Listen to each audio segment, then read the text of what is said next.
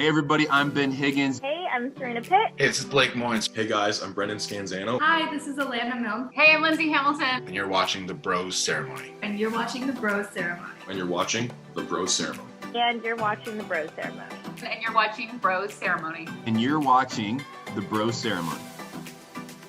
This is The Bros Ceremony. Your journey's about to begin. Recapping the week that was in Bachelor Nation and previewing what's to come in the next episode with some special betting odds. Everyone can't wait to find out what happens next week. Here are your hosts, Michael the Hound Dog Harrison and Adam Scully. Will you accept this rose? Will you accept this rose? Will you accept this rose? Hello and welcome inside episode 32 of the Bros Ceremony podcast. Adam Scully alongside Michael the Hound Dog Harrison. My Lil Jon impression, I practiced it a couple times. I sort of folded under pressure. It's more of a yeah. No, that's not even. It's not. No. You tried twice there. You know, you leaned into that, and I actually say the first one was better. So. Oh, really? Okay. Sometimes I'm too hard on myself. Yeah. Well, you can do better. You have room for improvement. We'll put it that way. But yeah, it's obviously, as you said, Little John was one of the guest hosts today or for last week's episode, and he was good. I liked him. He added some different opinions as a host and a couple F-bombs here and there, a couple bleeps, but he was not a focal point of last week's episode, but he was a part of it and someone we haven't seen host before. We've seen a couple of different hosts throughout this season. But, last week we really spoke a lot about the Brendan and Pieper situation. And that's where this episode began on last week's show with Natasha talking to the gang about Brendan and Pieper and how there was a disconnect, talking about some sort of rule book. Apparently there's a Paradise rule book that may or may not exist. What did you think about Joe leading the gang over to speak to Brendan and Pieper about what went down? I don't know if I could say, what I'm going to say, I don't know if it'll be shocking to you and the viewers or not, but I'm going to say, which I think anyway is a hot take on this episode. I thought that especially the first half hour, but the entire episode as a totality, but for that first half hour anyway, I thought it was quite boring. Actually, I did not think it was very, very good, especially that first half hour. It was basically the exact same conversation that was had with Chris and Alana, part two, pretty much. And it was just like, I honestly was just like snoozing throughout it. I just didn't think it was that great. Wow, snooze festival. Yeah, I wasn't snoozing per se, but I was definitely zoning out. It's exactly. It's just like, we understand it. They were in a relationship. We just leave. Like probably the best thing to do. Yeah, and you know what? Like there were some weird things said when everyone sort of the whatever it was, 5 or 6 of them went to go see Brendan and Pieper. Demi basically telling him to go F off. Like that was unnecessary. Like, come on, Demi, figure it out. Demi, it was the exact same way her original season as well. She loves hypocritical, I guess is the term. Obviously, she's good TV. Don't get me wrong, and I'm entertained by her. But it's like, pretty much a lot of things she was accusing them of are the exact same things she had been doing in previous seasons. So that part of it was just like an eye roll to me. Because it was just like, no, you're actually talking about yourself essentially in that situation. Yeah, for sure. It was very strange, but I guess Brendan and Pieper were told to leave. They were maybe strongly hinted at maybe they should, go home, and they did. They went home together. In the end, right thing to do in your mind? What do you think? Well, what the wrong thing to do was for them both to leave without seatbelts on, because that could be dangerous, of course. Yeah. As we've talked about many times, and they did not wear them, which was like, oh, here we go again with that one. But I suppose that's the right thing. They didn't really have much of a choice, it seemed like. But I don't know. I would love for them to stay just to bother them even more. It is funny how every episode it seems like they need to pick on someone else to get rid of. Actually, last Bachelorette season was very much like that. Okay, the guys have to gang up on another one of these guys to get rid of him because they're insecure. It just feels like every episode there's the new focal point for why someone then has to be a hated villain for that episode type thing. Yeah, exactly. And I guess in post now, I guess you can say Pieper put out an Instagram story saying that they weren't really in a relationship before and that got heavily criticized because clearly they were in a relationship. Brendan lost hundreds of thousands of Instagram followers, which was a coincidence, ironic, karma, whatever you want to call it. But in any case, they're gone. They're now off the beach, off paradise, and things are about to get spicy, as we'll get into in tonight's episode a little later in the show. But taking a look back here, last week we discussed there wasn't a rose ceremony at all in the episode. And this is where there's a rose ceremony, a cocktail party, and Riley and Marissa decide to up the old spice meter a little bit with some whipped cream. Michael, have you ever used whipped cream? Have you ever consumed whipped cream alone without any sort of dessert? Just whipped cream bottle in mouth. Oh, I thought you were going to say, Michael, have you ever used whipped cream and licked it off someone's feet? Just No, I would really, not really go in personal on there. that one. Okay, well, I thought that's where you're going.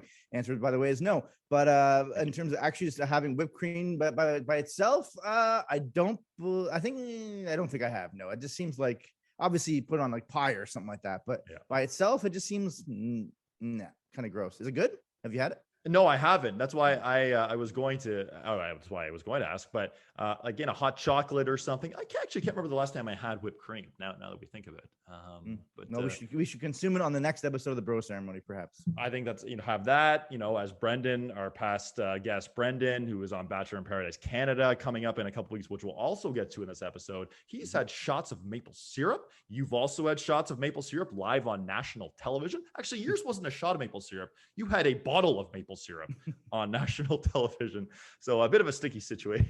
Sports syrup, yes. One of the bits for the SCJ On Right show. That was so funny. And yeah, eventually it resulted in me having to dump all the maple syrup on my face or whatever and say how sticky it was. And, then laughter ensued, obviously, which was a fun bit to do. That was good times. Yeah, that's right. And, speaking of good times, after the whipped cream activities, Riley and Marissa decided to take a little walk into a little private room together. And then they sort of, after they walked out, which clearly we know what happened there, they were discussing, like the rose ceremony coming up. And Marissa said to Riley, if you don't give me a rose tonight, I'll sue you. So I think we know where they stood in that sense. But another storyline from, that cocktail party was Tammy. And Tammy had a thing with Thomas, as we all know. She initially had the fling, I guess, with Aaron, and that fizzled out after some interesting moves by everyone involved, put it that way. And then Thomas went on a date with Becca, and clearly there were fireworks going there. And Tammy tells Thomas, you know what, you're my best friend. And then Thomas just didn't reciprocate, and there were tears. So obviously, we know Thomas's reputation precedes himself in terms of all the guys absolutely can't stand him, and people are believe he's fake. He's there for the wrong reasons. But in this situation, and correct me if I'm wrong, I was really trying to think about this. If you were to remove the reputation from Thomas and just say, did he do anything wrong? Obviously, yes, it's disappointing. He'd be a heartbreaker to say, I'm not really interested in you, but I'm going for someone else. But there've been plenty of people on the island who have been with someone and then said, you know what, I'm not really into them. And then they went to someone else.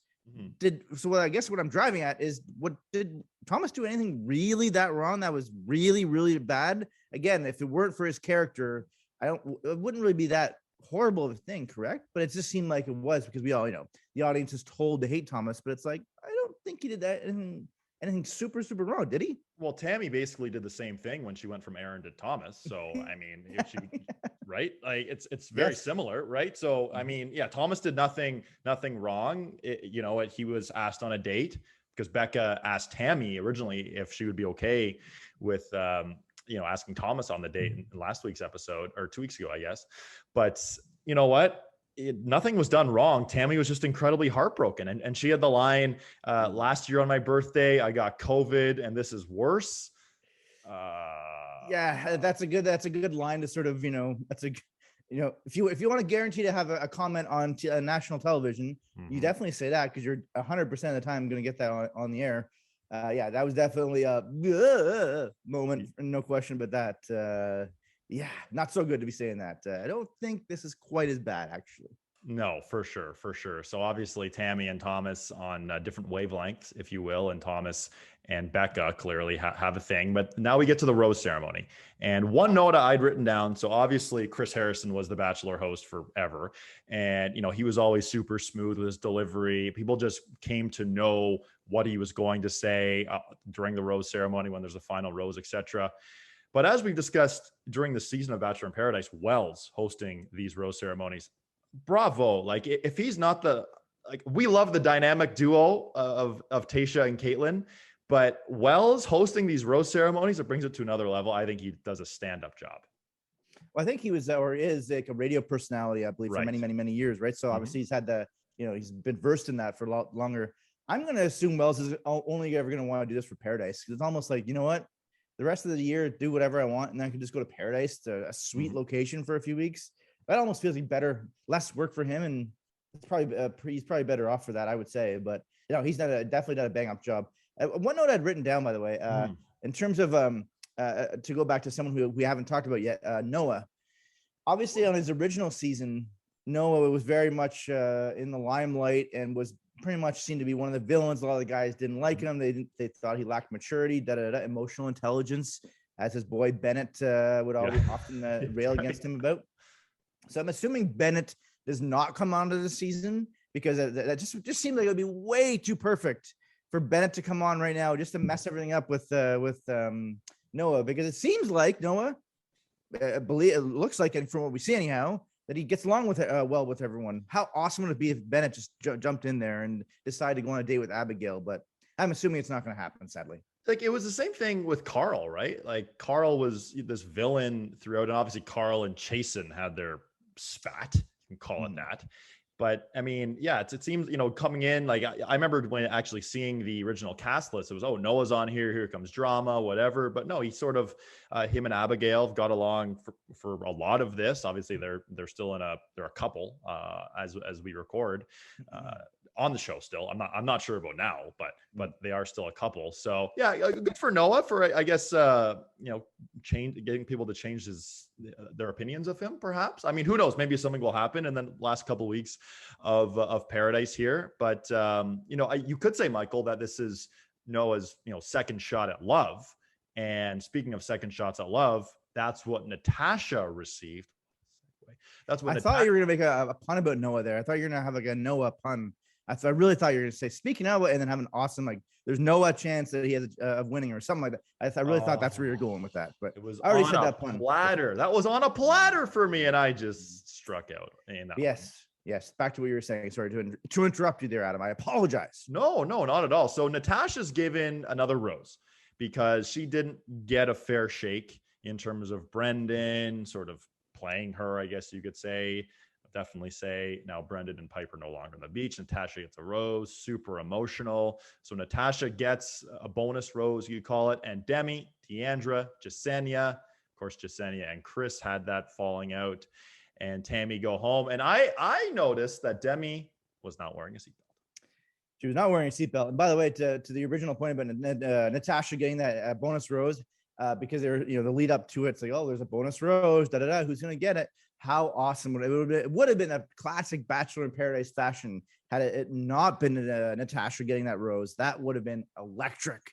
So funny. It's like, we're just going to give it to Demi, which would make no sense, obviously, which would have been great. But Demi, as you said, she got booted off the island, and lots of funny facial expressions from her. But it did seem like her time to go. And you were right. No seatbelt for Demi. It's like, oh no, you got to play you got to have safety first, and she declined for that. So no bueno. That's something that, like, I can't remember the last time I went into a car and just didn't put a seatbelt on. That's just what you do. Like, I just don't understand. And we've had people on the show who just don't remember not doing it, or just they just sit in the car. I don't know. It's a weird thing. Yeah. Very, very weird. But speaking of weird, were you going somewhere there or no? Absolutely nowhere at all there, Adam. You're the leader of the I don't know where I'm going with that either. Oh boy, God, it's going well. Anyway. I might still not be recovered from going out last Saturday here in this suit, by the way, with our friend Brendan again. What a great time. And I showed up rocking the suit and to hopefully much fanfare. It sounded like it. I mean, you were the talk of the night for everyone who was out at this local establishment in Toronto, Ontario. That people were turning heads. Brendan himself. So we met up with our good buddy, our good pal, one of your best friends, Brendan. My best friend, actually, yes. Your best friend, Brendan. We were at a local establishment in Toronto, Ontario. And, last week, just after we recorded episode 31 of the Bros Ceremony, the Bachelor in Paradise cast was announced. And Brendan is one of the people on Bachelor in Paradise Canada. And that gets going on Sunday, October 10th. Michael, what are your expectations of Brendan on Bachelor in Paradise Canada? Well, it's a brand new show for the Canadian version of this. So I'm very, very intrigued to see how it goes. I get a feeling that because it is the first season, it's sort of like, reminds me of when Big Brother Canada was on its first season, because they needed to obviously have something pretty big in order to hopefully become a regular thing. They really upped the ante, and it really was I actually think Big Brother Canada is better than the American version. And because I feel like they sort of have to try more, or at least they initially felt they had to try more to be able to really hook people in. So I'm expecting there to be fireworks. I get a feeling it's Bachelor in Paradise Canada. I'm honestly thinking you never know. This could be another hot take. I already said one earlier about how the episode was sort of boring. Maybe perhaps Bachelor in Paradise Canada might be better than the American version. What do you think about that? I like it. I think it's a great call. And we've seen the cast. We've seen people who were on Bachelor, the Bachelor series in the States, people who are on Bachelor, Bachelorette Canada. We've seen, and people who just happen to sign up for the first time. Unfortunately, now, I mean, maybe this could be a spoiler, but you're not on this season of Bachelor in Paradise Canada. Okay, I'll say this. What I'll say to you, Adam, is I did not start on the season of Bachelor in Paradise Canada. So that's all I'll say. Okay. Well, I mean, when we had past Bachelor Ben Higgins on the show, when we had Serena Pitt on our show, we asked them about advice for you. Will you take that advice when and if you are on Bachelor in Paradise Canada? Michael, as they say, only time will tell. Not sure. And of course, that advice was bring a lot of Listerine packs. That was the advice. And overpack. Yes. What's that? And Serena said don't underpack. Right. So. Which seems like, I mean, I don't know, like how many different outfits would you be wearing on the beach, as you've discussed, because you're very, very much you're the fashion police for people wearing stuff on the island. I don't know if I would even have many choices, because according to you, there's like 19,000 different things you shouldn't wear on the beach. Well, don't wear like a gym outfit. Stop outfit shaming people, Adam. I am clearly. You're an outfit tracker. And Larry David does not like those type of people. That's true. Imagine if Larry David was a Bachelor fan. Maybe he is. I've seen some stuff online of him recently where he's like at a tennis match, or he's at like a fashion show or something like that. He's covering his ears. I wonder how much of it is obviously like him actually doing that, and how much of it's like just basically leaning into his own character a little bit, and being like, you know what? People are obviously going to be noticing I'm here. If I do these weird things, it'll be funny. I'm assuming it's partly a little bit of column A, a little bit of column B on that one. Yeah, for sure. And before we get back to the episode recapping last week, and then we'll preview what's coming up tonight on Bachelor in Paradise. A little closer to home here as well. Blake Moynes did win. He's engaged to Katie Thurston. And Blake went live on Instagram in the wee hours this past weekend, and he was having fun. He clearly had a night for himself, and I'm not sure why he was live on Instagram. As our good buddy Brendan would say, he was zapped. I watched, you sent me the video on Instagram. I watched a little bit of it, and I was like, okay, I can barely even decipher what's going on here. And so I sort of clicked away. So what were the highlights of what he said for that Blake Moynes? It seemed like you said, he was quite pickled. Yeah, pickled. He was not making much sense. He was talking about how he bought burritos for Katie late in the evening. He had a drink with a random stranger on the street. I think they're still in New York. So it's still available. I think Bachelor Nation Scoop on Instagram posted the whole thing, but sometimes maybe it isn't the best. I know you've been on Instagram Live before talking about your beloved Seahawks, but never in that state. So Michael, my recommendation to you, don't Instagram Live while pickled. Yeah, exactly. But, obviously, yeah, have to have a few drinks is fine or whatever. But I always made sure for those to not to never swear on those, because I was like, okay, that's not a good thing to be doing that, because of the professional that I am. I don't want to be doing that. I think that's no good. I was at work yesterday when the Seahawks lost their worst home loss in terms of how many points they were ahead in the fourth quarter since the 2004 game in 2004 against the Rams, when they were up 17 in the fourth quarter and they collapsed. And I specifically remember that collapse because it was a Canadian Thanksgiving, and I was at home. This is going to be thrilling content here. Hold on. Oh, Scanzy. Brendan. Scanzy, you are currently in a recording of the bros ceremony. Here we got Hound Dog Harrison. What's up, brother? You're my best friend. Yeah, we are recording the podcast as we literally speak. We did not plan this. This is hilarious, actually. Turn the camera over now. I'll say hi to him. Yeah, I think. How do we do that? Hold on. We go like this. There. Yep. Perfect. Where are you? You on some nature trail walk? I'm sorry, but I just wanted to see you check in on the boys and make sure everyone's feeling good after a long weekend. Well, you know what, Brendan, we did discuss. I'm not sure if Michael, you can hear him. We discussed the night that was, and Michael's actually wearing that jacket again, which was pretty funny. Well, I'll tell you right now, I thought I was back on The Bachelor when I saw the Hound Dog Harrison wearing that suit. I was about to purchase a bouquet of roses on King Street, west of Portland Street, for Hound Dog, and then we sort of all went separate ways. I could barely hear him. I can barely hear him. I'm assuming what he's saying is I look amazing. He's professing his love for me. Is that exactly That's what he right. said? Now, Brendan, I will call you back after we're done recording this, but thanks for joining us here, and I'm sure we'll have you on the show again very soon. All right. So I don't know if you could actually hear any of that. I was trying to decipher whether to put beside the microphone. It was pretty funny. Basically, that was hilarious. That just happened. I did not plan that. I did not plan that. What exactly did he say? He thought he's back on The Bachelorette with me with a suit. Is that what was going on? And he was considering getting a bouquet of flowers because, there's the lineup waiting for you alone, Michael. I hope, I'm not sure how much is actually going to, once our editing team is in post here, of thousands of people who edit the show. I'm curious how this is going to turn out. Every single second of that is going to be on the podcast. Maybe because the editing team would love this. Lots and subtitle the entire thing. I'm assuming that'd be way too boring. But I think we've pretty much done a decent enough job of recapping. I could barely hear a little bit, but it was a bit better when you got to the microphone there. But I think if you really, really listen intently enough, yeah, like I said, the Cole's Notes version of that was I'm his best friend as well. Mm-hmm. And that he professes love for me, and he wanted to give me his rose. I think that's the Cole's Notes version, best recap of what he was saying there. That's essentially that's to a T.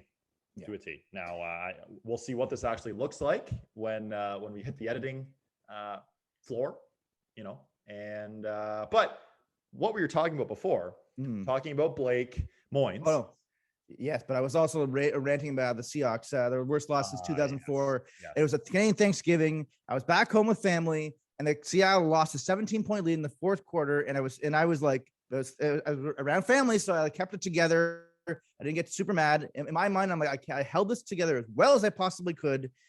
And then later on, they were like, "Man, you were so pissed. Like you were so angry." I was like, "That's what you thought was me being angry? That was like me being like total chill over losing a 17-point lead in the fourth quarter." Now, the Seattle wasn't that bad on Sunday. I think it was a 13 or 14-point lead in the fourth quarter. Still an epically brutal collapse. They lost in overtime, and I was pissed off. I can't even remember what got me to talk about that originally. What was the original thought of why I got into that story to begin with? Instagram Live.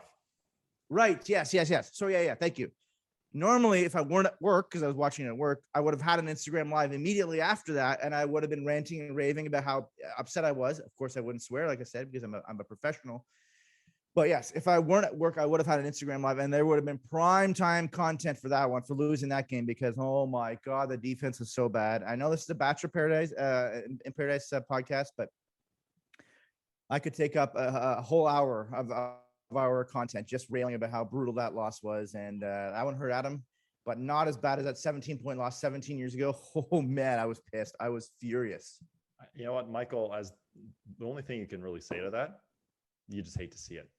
You just truly hate to see it. But I'll give you time to compose yourself and yeah. But no, I was mentioning Blake Moynes being on Instagram Live, and that brings me to Blake, who showed up on Bachelor in Paradise last week. And my first thought was, who? Thank you.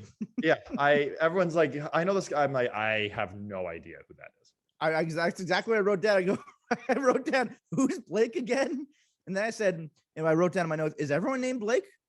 Yeah. Blake Moynes, this Blake, the guy who was ripped for Stagecoach. I can't remember. What's his last name again? H something? Horseshoe? Not Horseshoe. Billy Horschel. I don't know. Wasn't I don't know. Billy Blake Horschel. something. Yeah, he was vilified on that season for sure for being with Kate as not Katie.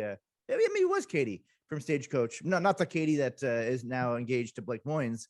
No, the Russian girl. Oh, Christina. I knew it wasn't Katie. I knew it was a K name. Yeah.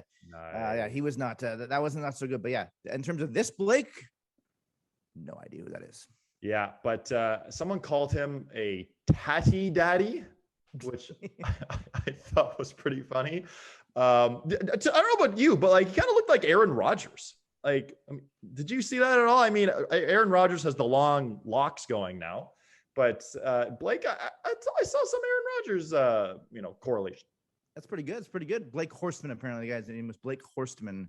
For some reason, I was thinking it was a different name, but on that one, but yeah, that was pretty good. And I'm not 100%. I think he when he was talking to it was Tia, right? He went on a Tia. They went on a date.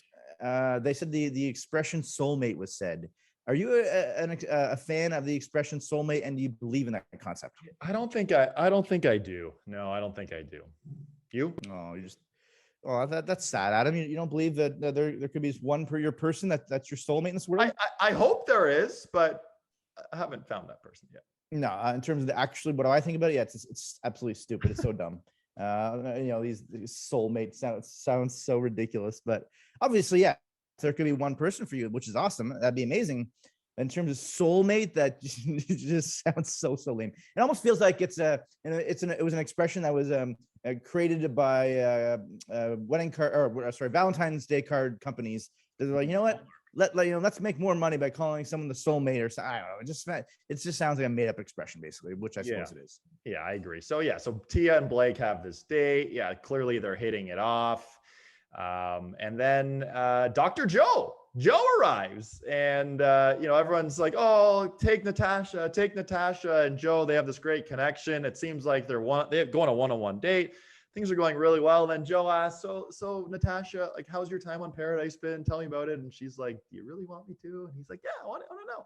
And then basically she goes, yeah, like Brendan and I had a thing. And then Brendan did some bad things. And then Joe goes, why, Brendan? Yeah. So it sounded like they were maybe soulmates, him and Brendan, for sure on that one. By the way, James and Natasha should just hook up, because it seems like now Dr. Joe isn't interested in Natasha after all that. Yes. James obviously can't find love. It seems like Natasha can't find love. I think they should both hook up. That'd be great. But yes, it was crazy how the turn went from this Dr. Joe seemed like a very affable, good word guy, funny. Everyone loved him. It was all good. They were so happy they're going on a date. And it just so happened to randomly be the case that he was the best friend of Brendan, which obviously then instantly the whole mood changed, and it was like, ugh.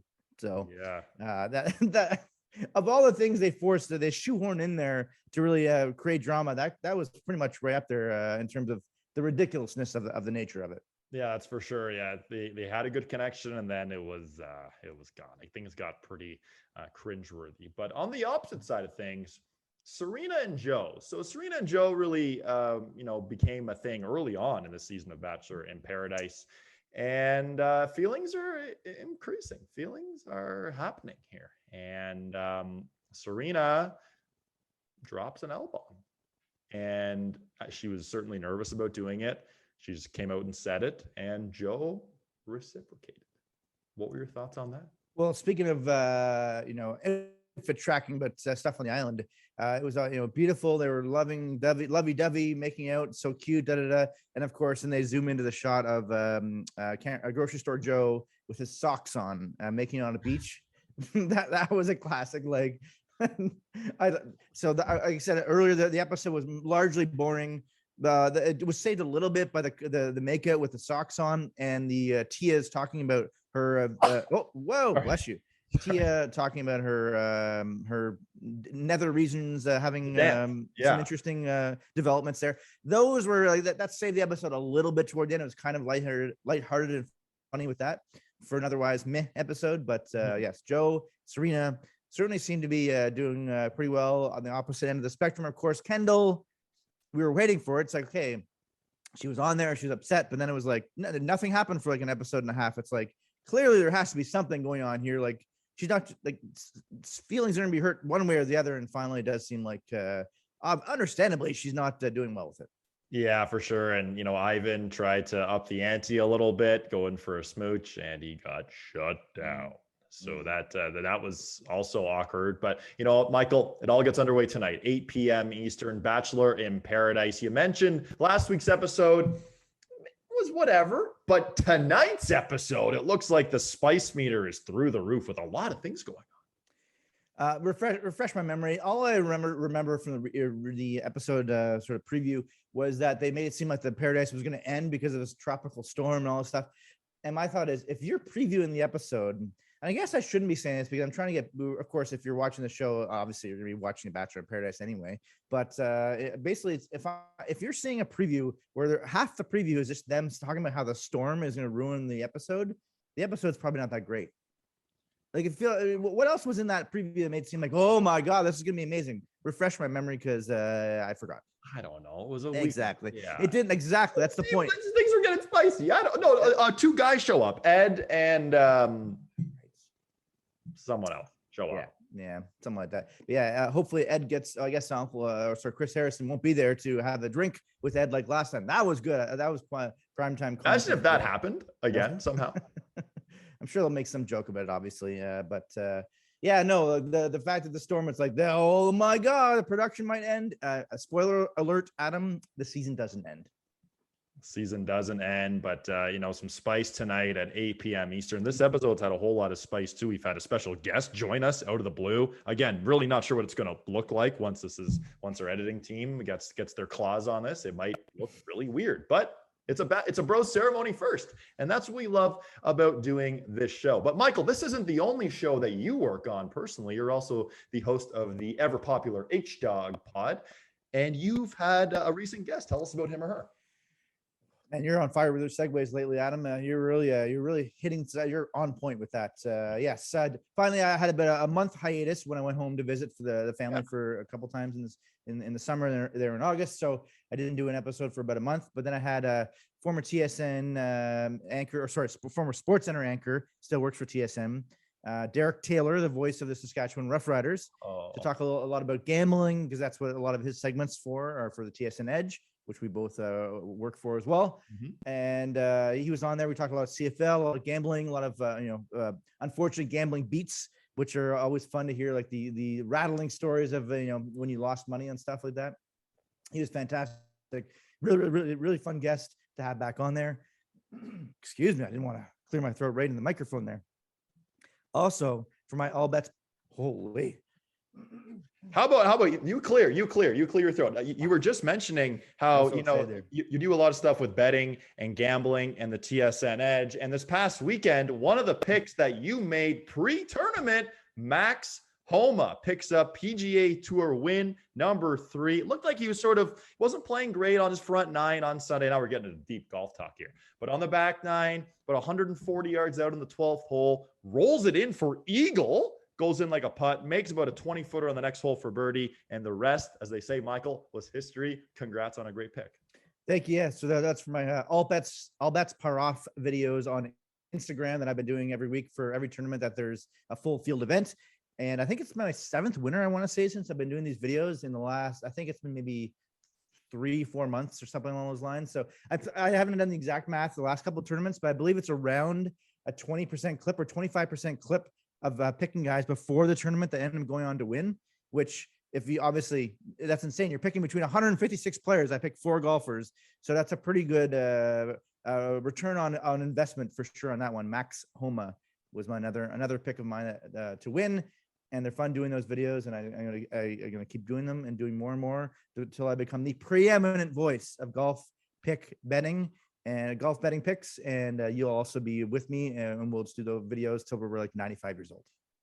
Okay, till 95 years old. You heard it here first. Follow Hound Dog Harrison at Hound Dog Harrison on the socials, and you could win and cash in on some picks. Max Homa, victory number 3 on the PGA Tour. Maybe Max Homa watches Bachelor in Paradise. I don't know, but we'll have to have him on the show and ask. But you know what, Michael? It all gets underway tonight, 8 p.m. Eastern. I'm looking forward to seeing the spiciness. I mean, are we going to see some spice?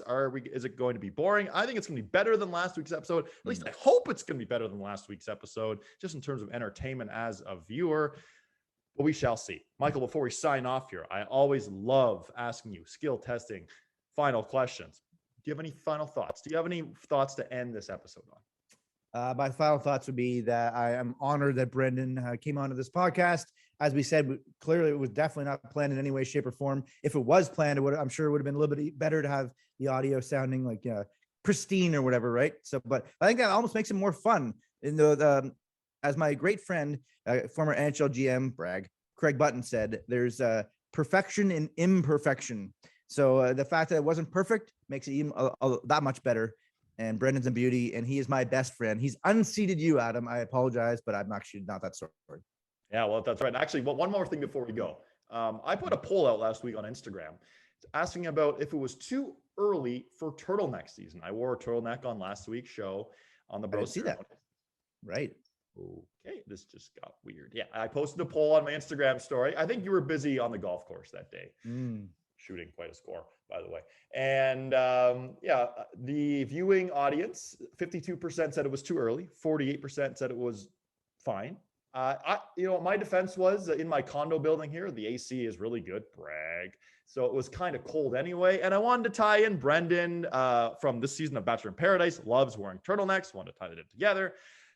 But you know what? 52% said it's too early for turtleneck season. So Michael, I'm not going to rock a turtleneck, or at least try to rock a turtleneck. I'll wear a turtleneck, but maybe hopefully rock it.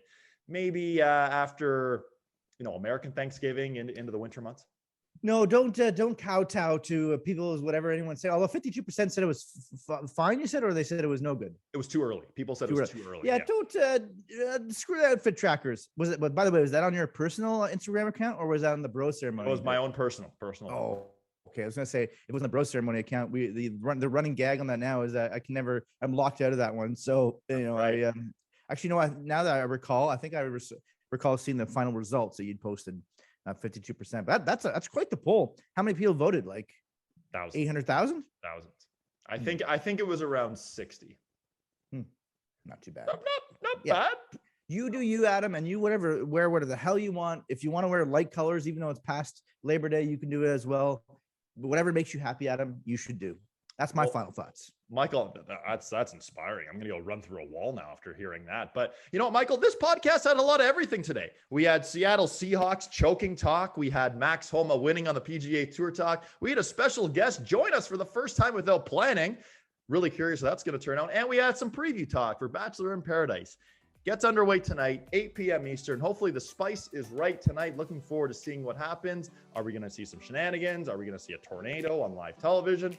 We shall see. This has been episode 32 of the Bro Ceremony podcast. From Michael the Hound Dog Harrison, I'm Adam Scully. We'll see you next time right here on the Bro Ceremony.